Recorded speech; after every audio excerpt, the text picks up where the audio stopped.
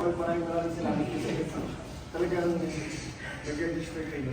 Hindi man sa akin, hindi pa rin kasi Ashley. Hindi kasi actually lagi ko na Ashley every time na nagsisiyasi ako.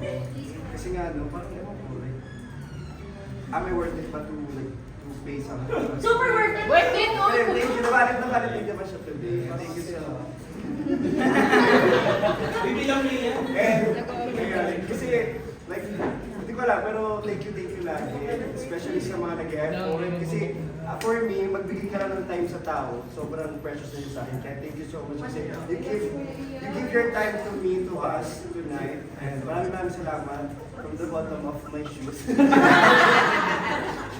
Pero thank you kasi wala akong consistent yung salamat ko. And sa admin ko, sa mga twinkles, sa mga katinapay, sa family ko, sa friends ko kay Dave, sa kapatid ko, and Dave, and sa mga tumulong sa katinapay, sila Eman, sila Chris, si Angel, Ian, and si Sophia, thank you, kay Ian.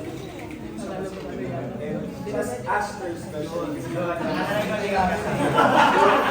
Kabata lang kami, kabata. Hindi kasi ako hindi ko alam naman kung mapunta sila today. Kasi sinabi ko lang, kasi usually pag may mga siyesi kasi, matik yan, hindi kompleto yan. Kaya nagulat ako. Kasi may test na ganyan. Alam mo kung bakit late night, no? Pera din ang malakas eh. Pero yun, kasi pwede ka naman mag-gano eh, na may lakad na kami nito. May lakad na kayo.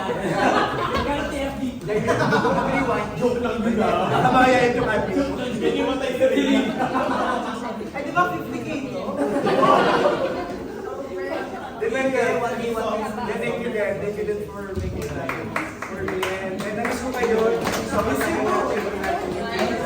And guys, gusto ko pray for us. I-push namin lahat.